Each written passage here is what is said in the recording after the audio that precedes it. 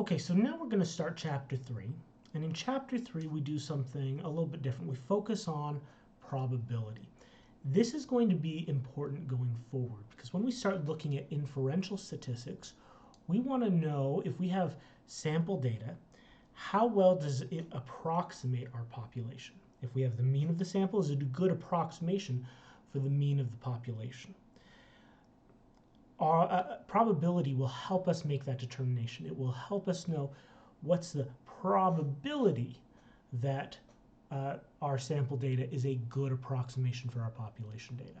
Okay, but before we dive in depth into probability, we need to define a few terms. Okay, we're going to start with the word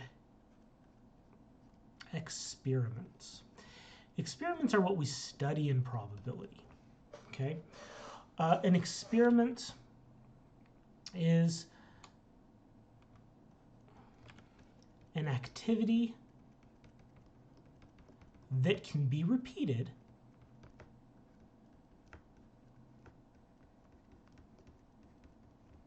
where all the outcomes are known.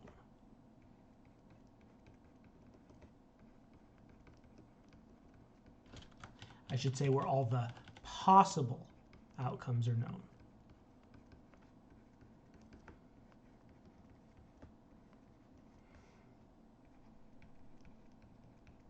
Okay, so let's think about a couple examples here. Okay, rolling or flipping a coin. Let's go for the most basic one. Let me say this is an example. Flipping a coin.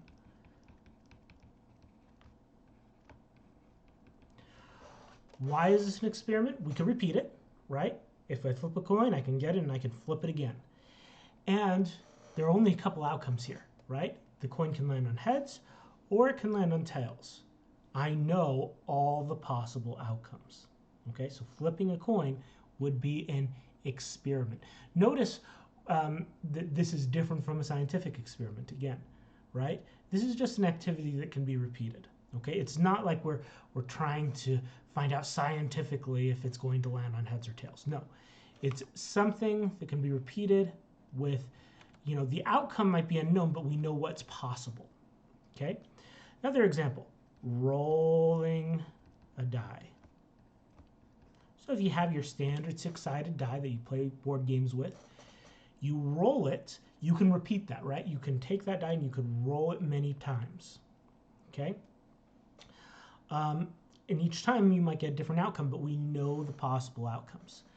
If it's a standard six-sided die, it could land on a 1, a 2, a 3, a 4, a 5, or a 6. That's all the possibilities.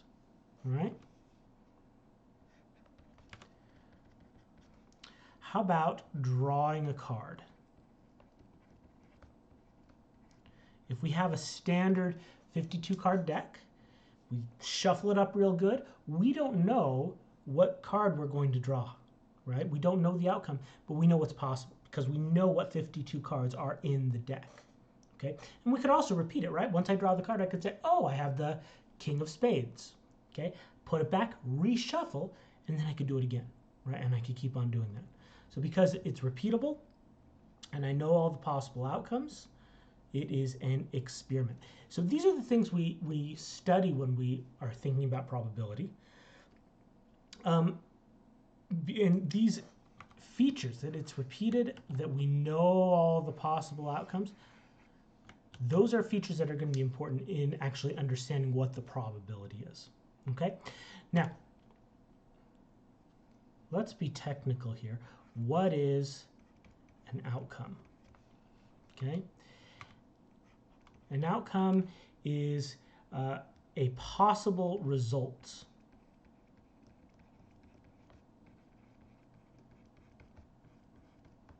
of an experiment.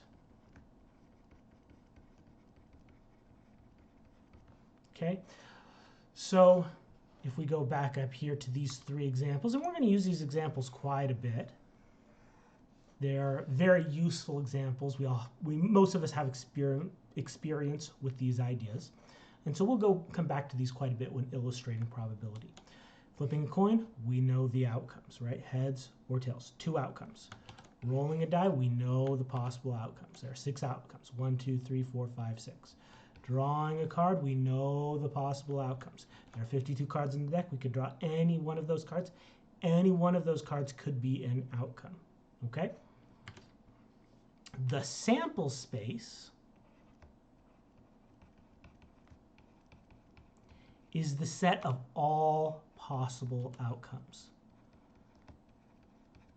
The set of all possible outcomes of an experiment. Okay? So let's look at some of those examples again. Say flipping a coin. Flipping a coin, what would be the sample space?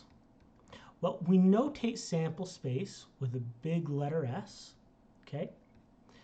And then the possible outcomes are you could get heads or tails, right? I'm going to abbreviate that with H and T. So I list them with a comma. And then to make it clear that I'm dealing with a set of different outcomes, I put it in these curly braces, okay? So this is called set notation, these putting a list of values in these curly braces. So this would be the sample space. This is the set of all possible outcomes of flipping a coin. Okay, let's look at another case.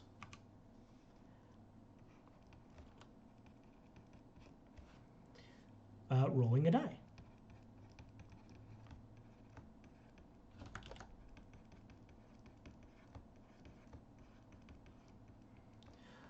We use that big S to indicate sample space, okay?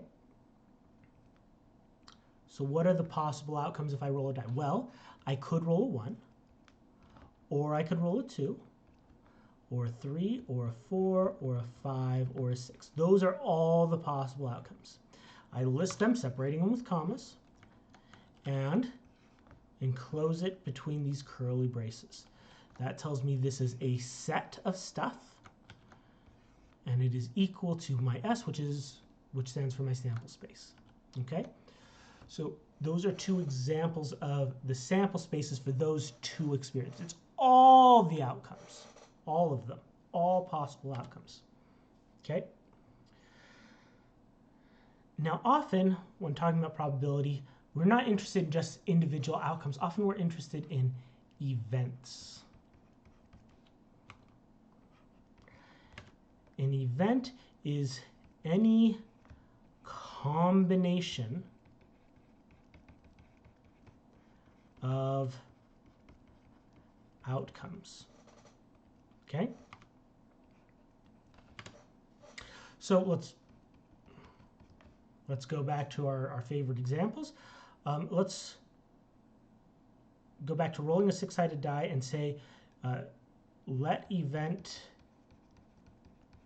E be rolling an even number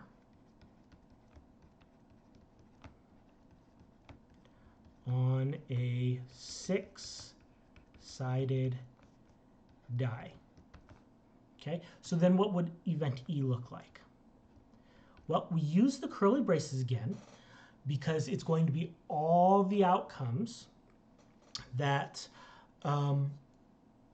that satisfy this event, where we'd say, yes, that happened, okay? So what outcomes would mean that we've rolled an even number? Well, it could be a 2 or a 4 or a 6, right? If we roll a 2 or a 4 or a 6 on a 6-sided die, then we'd say, yes, we've rolled an even number, okay? So we list those outcomes here, and we've named it E. That's the name of our event, okay? And we put in curly braces, okay? So it has this set notation, just like we used for our sample space, okay? But in this case, we only put the outcomes there which satisfy the event, okay? So 1, 3, and 5 are not there because they're not even numbers. We only care about even numbers in this case, okay?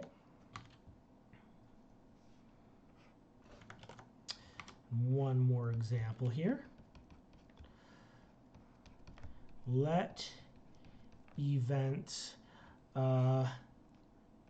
F be drawing a face card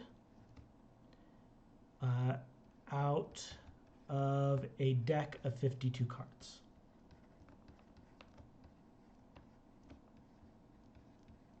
Okay, so this event has more possible outcomes.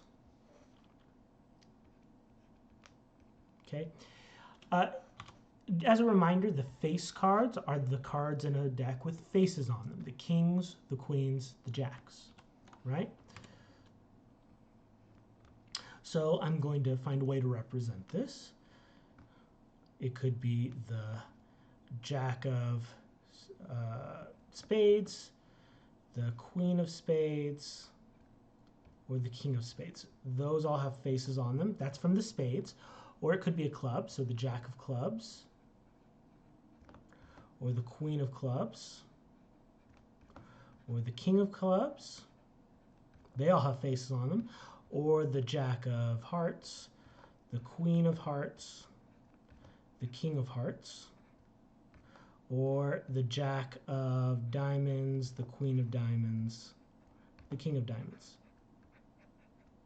Okay?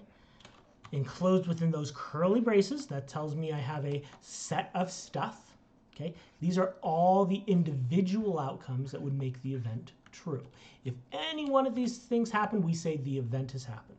If I draw the king of hearts, I say, aha, I've drawn a face card. Event F has happened. Okay? Even though there's lots of other possibilities here that haven't happened, right? If I draw the king of hearts, I didn't draw the queen of hearts. That's okay. Only one of these things has to happen for the event to happen. Okay? And oftentimes we want to count how many items are in an event. Okay? So, in fact, I'll just stay right here. Maybe I'll go blue.